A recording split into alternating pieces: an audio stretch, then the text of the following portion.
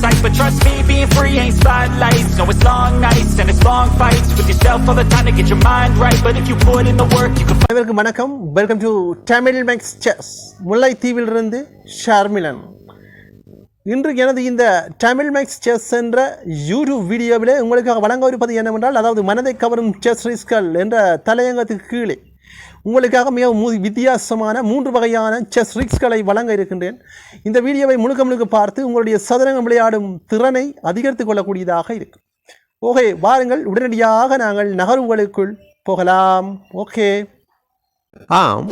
இப்பொழுது நாங்கள் உடனடியாக முதலாவது செஸ் ரிக்ஸுக்கு போகலாம். இந்த செஸ் ரிக்ஸ் ஆனது டச் டிஃபென்ஸிலே காணப்படுகின்ற டச் டிஃபென்ஸ் என்ற செஸ் ஓப்பனிங்கில் இருக்கின்ற இந்த ரிக்ஸை உங்களுக்காக நான் வழங்க இருக்கிறேன். இது முதலாவது ரிக். ஓகே, இந்த ரிக்கை கவனமாக பார்த்து உங்களுடைய சதுரங்கம் விளையாடும் திறனை நீங்கள் அதிகரிப்பது மட்டுமல்லாமல் உங்களுடைய ஓப்பனன்ஸுடன் நீங்கள் விளையாடும் பொழுது இலகுவானது ஒரு வெற்றியை பெறக்கூடியதாகவும் இருக்கும். எனவே இந்த வீடியோவை கவனமாகவும் முழுமையாகவும் பாருங்கள். அத்துடன் இந்த யூடியூப் சேனலை சப்ஸ்கிரைப் பண்ணுங்கள். ஓகே, வாருங்கள், நகர்வுகளுக்குள் போகலாம்.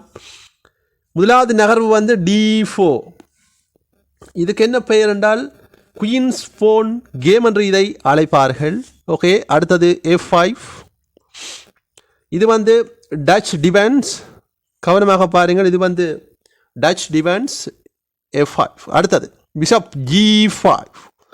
இது டச் டிஃபென்ஸ் கேப்டன் அட்டாக் என்று இதை அழைப்பார்கள். அடுத்தது H6 சிப்பாய் அல்லப்பட. இப்பொழுது பிளாக் என்ன செய்ய போகிறது என்றால், ஒயிட்டினுடைய பிஷப்பினை ரேப் பண்ண போகின்றது. ஆனால் இந்த ரேப்பின் ஊடாக தோல்வி அடைய வேண்டிய நிலையே விலகு ஏற்படும். அது எவ்வாறு என்பதனை அடுத்து வரும் சில மூக்களில் நீங்கள் பார்க்கலாம். ஓகே, அடுத்த நகர்வு பிஷப் H4. பின்னோக்கி நடத்த இப்போது அடுத்து சிப்பாயை தள்ளுகிறார். முன்னோக்கி G5 சிப்பாய் இங்கே வர. அடுத்ததாக பிஷப் போகின்றது G3 நடத்தப்படுகின்றது. ஓகே, இப்பொழுது மீண்டும் அடுத்த நகர்வை கவனமாக பாருங்கள். F4. சிப்பாய் தள்ளப்படுறது முன்னோக்கி. இப்பொழுது பிஷப்பினை ரேப் பண்ணி விட்டதாக விளக்கி நினைக்கின்றது. ஆனால் என்ன நடக்க போகிறது என்று பாருங்கள் பொறுத்திருந்து. இந்த ஆட்டமானது இந்த சிப்பாயை நகர்த்தியது ஒரு மிஸ்டேக்கான மூவ் பிளாக்குக்கு. ஓகே, அடுத்த நகரை கவனமாக பாருங்கள். E3. இப்பொழுது இங்கே பாருங்கள், இந்த ஆட்டத்திலே ஒரு அற்புதமான ஒரு ஆட்டத்தை ஆடலாம்.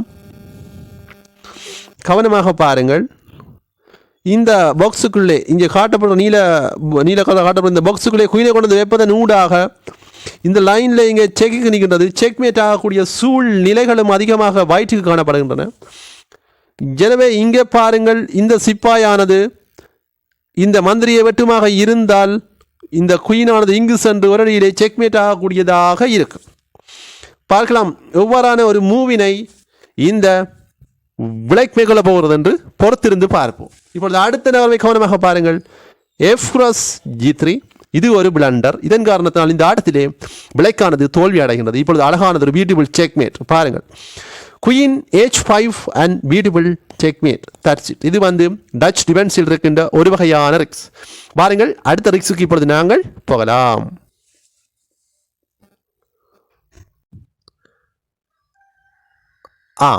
இப்பொழுது நாங்கள் உடனடியாக இரண்டாவது செஸ் ரிக்ஸுக்கு போகலாம். இது செஸ் ஓப்பனிங், அதாவது டச் டிஃபென்ஸில் இருக்கின்ற இந்த செஸ் ஓப்பனிங்கில் இருக்கின்ற இந்த ரிக்ஸை உங்களுக்கு வழங்க இருக்கிறேன். இந்த ஆட்டத்திலே ஒயிட்டானது தன்னுடைய குயினை சாக்ரிஃபைஸ் செய்து, அதாவது தியாகம் செய்து எவ்வாறு ஒரு அழகானது ஒரு வெற்றியை பெறுகின்றது என்று பாருங்கள். ஓகே, வாருங்கள், உடனடியாக நாங்கள் நகர்வுகளுக்குள் போகலாம். முதலாவது நகர்வு D4. இது குயின்ஸ் போன் ஓப்பனிங். அடுத்தது F5. இது டச் டிஃபென்ஸ். அடுத்த பிஷப் G5. இது டச் டிஃபென்ஸ் கேப்டன் அட்டாக் என்று இதை அழைப்பார்கள். பார்க்கலாம் என்ன நடக்கும் என்று. இப்பொழுது அடுத்ததாக H6 சிப்பாய் தள்ளப்படுகின்றது. அடுத்தது பிஷப்பானது பின்னோக்கி வருகின்றது. அடுத்ததாக G5க்கு அடுத்த சிப்பாய். அடுத்ததாக பிஷப் G3க்கு அடுத்த பிஷப் பின்னோக்கி தள்ளப்படுகின்றது. பார்க்கலாம் என்ன நடக்கும் என்று. அடுத்த நகரை கவனமாக பாருங்கள். F4. இப்பொழுது இது மிஸ்டேக்கான ஒரு மூவ். இதன் காரணத்தால் இப்பொழுது என்ன நடக்க போகிறது என்று பார்க்கலாம் பொறுத்திருந்து. அடுத்த நகர்வு E3க்கு சிப்பாய் தள்ளப்படுகிறது. ஒயிட் சிப்பாய். இப்பொழுது ஏற்கனவே நாங்கள் பார்த்தோம் இந்த சிப்பாயானது. பாருங்கள், இதற்கு முதலாவது ரிக்கில் பார்த்தது இந்த சிப்பாயானது இந்த பிஷப்பை வெட்டுவதற்காக பார்த்தோம். ஆனால் தற்போது வெட்டவில்லை. அதற்கு பதிலளிக்கும் விதமாக இந்த சிப்பாயானது இங்கே நகர்த்தப்படுகிறது என்று பார்க்கலாம். அதாவது H5க்கு சிப்பாய் தள்ளப்படுகிறது. இது ஒரு இன்அக்ரெசிவ் மூவ், துல்லியம் இல்லாத மூவ் என்று அழைக்கப்படும். ஓகே, பார்க்கலாம் என்ன நடக்கும் என்று. அடுத்த நகர்வாக ஒயிட் ஒரு அற்புதமான ஒரு ஆட்டம், பிஷப் D3. பார்க்கலாம் என்ன செய்ய போகின்றார் என்று பொறுத்திருந்து பார்ப்போம். பிளாக் எவ்வாறான ஒரு ஆட்டத்தை ஆடப்போகிறது என்று பார்ப்போம். அடுத்த நகர்விலே இப்பொழுது ரூக் H6க்கு நடத்தப்படுகின்றது. இது ஒரு பிளண்டர். இதன் காரணத்தினால் இப்பொழுது ஒரு அற்புதமான ஒரு ஆட்டம், queen cross H5 and beautiful check.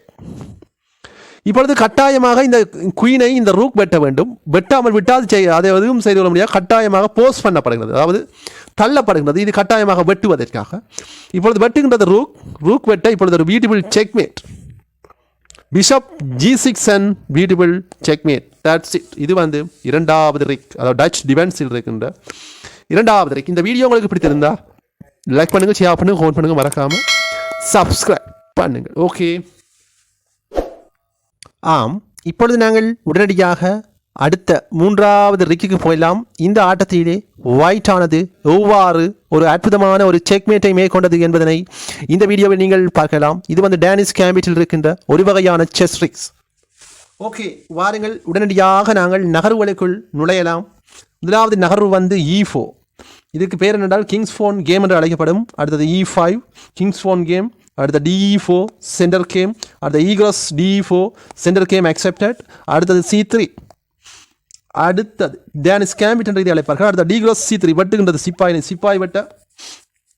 அடுத்தது பிஷப் C4க்கு இங்கே தள்ளப்படுகின்றது. இதனூடாக இப்பொழுது டேனிஷ் கேம்பிட் அக்செப்டடாக இது காணப்படுகின்றது. ஓகே, பார்க்கலாம் என்ன நடக்கும் என்று. அடுத்த நகர்வாக C-cross B2. இது வந்து டேனிஷ் கேம்பிட் அக்செப்டட். ஓகே, அடுத்த நகர்வை கவனமாக பாருங்கள். Bishop cross B2. சிப்பாய் பிஷப் வெட்டுகின்றது. இது டேனிஷ் கேம்பிட் அக்செப்டட் தான். அடுத்த நைட் F6. இந்த மூவுக்கு என்ன பேர் என்றால் Danish gambit accepted classical defence என்று இதை அழைப்பார். இதெல்லாம் புக் மூவ் தான். ஓகே, இனி வரும் மூக்களை கவனமாகவும் முழுமையாகவும் பாருங்கள். நீதான் ஆட்டம் ஆரம்பமாகின்றது, இந்த ரிக்கிங்கான ஆட்டம். ஓகே, அடுத்த நகர்வாக நைட் C3 தள்ளப்படுகின்றது. இது ஒன்று இன்அக்ரெசிவ் மூவ். அடுத்ததாக இதற்கு ஒரு பின் செய்வதற்காக பிளாக் தன்னுடைய பிஷப்பினை கொண்டு வந்து B4க்கு வைக்கின்றது. ஓகே, இப்பொழுது இங்கே பாருங்கள். இந்த ஆட்டத்தின் ஊடாக என்ன நடக்க போகிறது என்றால் இங்கே இந்த நைட்டா இந்த லைனில் இங்கே மந்திரியினால் பின் செய்யப்படுகின்றது. அத்துடன் இந்த பிளாக் குதிரையானது இந்த ஒயிட் சிப்பாயை வெட்ட போகின்றது. எனவே இதை தடுக்கும் விதமாக என்ன செய்கிறது என்றால் ஒயிட் தன்னுடைய குதிரையை போடுகின்றது, தூக்கி E2க்கு இங்கே நடத்தப்படுகின்றது. இப்பொழுது பாதுகாப்பு அளிக்கின்றது தன்னுடைய குதிரை. அத்துடன் இப்பொழுது நைட் என்ன செய்கிறது என்றால் சிப்பாயை கட் பண்ணுகின்றது. இது ஒரு மிஸ்டேக்கான மூவ். இதன் ஊடாக இதை நடத்தியது ஒரு மிஸ்டேக். இதன் காரணத்தினால் இந்த ஆட்டத்திலே பிளாக் தோல்வி அடைய வேண்டிய நிலைக்கு தள்ளப்படுகின்றது. ஓகே, அடுத்த நகரை கவனமாக பாருங்கள். காஸ்லிங் ஒயிட் ஒரு தந்திரோபாயமான ஒரு ஆட்டம் காஸ்லிங்கை மேற்கொண்டிருக்கிறது. இதற்கு அடுத்த நகரை கவனமாக பாருங்கள். நைட் கிராஸ் C3 வெட்டி விட்டார். பிளாக் குதிரை ஒயிட் குதிரையை காட் பண்ண, அதற்கு ஒயிட் குதிரை பிளாக் குதிரையை காட் பண்ணுகின்றது. இப்பொழுது அடுத்த நகர்வாக காஸ்லிங்கை மேற்கொள்ளுகின்றது பிளாக். ஓகே, பார்க்கலாம் என்ன நடக்கும் என்று. அடுத்த நகர்வை கவனமாக பாருங்கள். Night D6. இங்கே வைக்க இப்போது இலக்கு வைக்கப்படுகின்றது மந்திரி. எனவே மந்திரியை நகர்த்த வேண்டும். மந்திரி போகின்றது C5க்கு போகின்றது. இங்கே போக இது ஒரு பிளண்டர். இதன் காரணத்தை அடுத்த அடியை பாருங்கள், ஒரு துல்லியமான ஒரு அடி. Night F6 and beautiful check. இப்பொழுது என்ன நடக்க போகிறது என்றால் கட்டாயமாக இது வெட்ட போகின்றது இந்த பிளாக் வெட்ட இப்பொழுது அற்புதமான ஒரு ஆட்டம். Queen G4 and beautiful check. இப்பொழுது இங்கே செக் அடிக்க இப்பொழுது கிங் நகர்த்தப்படுகிறது H8க்கு இங்கே நகர்த்தப்பட. இப்பொழுது குயின் போகிறது H4. இப்பொழுது இங்கே பாருங்கள், இந்த ஆட்டத்தை கவனமாக பாருங்கள். என்னவென்றால் இப்பொழுது இந்த குயினானது இந்த லைன் நிற்கின்றது. அதில் இந்த பிஷப்பானது வெட்டுவதாக இருந்தால் இங்கே செக், இங்கே இந்த குயினை நடக்க வேண்டிய நிலை ஏற்படும். எனவே இதை தடுக்கும் விதமாக என்ன செய்கிறது என்றால் இந்த பிளாக் தன்னுடைய பிஷப்பினை கொண்டு வந்து இங்கே வைக்கின்றது பாதுகாப்பு அளிப்பதற்காக. பார்க்கலாம் என்ன நடக்கும். பிஷப் E7க்கு கொண்டு வந்து வைக்க இது ஒரு பிளண்டர். இதன் காரணம் இப்பொழுது அற்புதமான ஒரு ஆட்டம் பிஷப் D3. ஏனென்றால் இப்பொழுது அடுத்த நகர்விலே அழகானது ஒரு செக்மேட்டை ஒயிட் மேற்கொள்ளக்கூடியதாக இருக்கும். பாருங்கள் இங்கே எவ்வாறு செக்மேட் இடம்பெற போவதனை பொறுத்திருந்து பார்க்கலாம். இப்பொழுது இந்த லைனிலே இது நிற்கின்றது பிஷப், இந்த லைனிலே குயின் நிற்கின்றது. இங்கே ராஜா அடைபட்டு கொண்டு இருக்கின்றது. எதையும் செய்ய முடியாது இந்த விளக்கினால். பாருங்கள், இந்த ரூக்கினை கூட இங்கே ஒன்று தான் வைக்க முடியும், வேறு எதுவும் சிப்பாயும் இன்னொரு இதெல்லாம் முடியும், எதுவுமே செய்து கொள்ள முடியாது. எனவே இந்த ஆட்டத்திலே டோட்டலி ஒரு அழகானதொரு வெற்றியை இந்த ஒயிட் வெற்றி விடுது. இப்போ சுமார் மூவே கொள்ளுவோம். சுமார் பிஷப்பினை இப்படி வந்து வைப்போம். வைக்க இப்பொழுது பியூட்டிஃபுல் செக்மேட் செக்.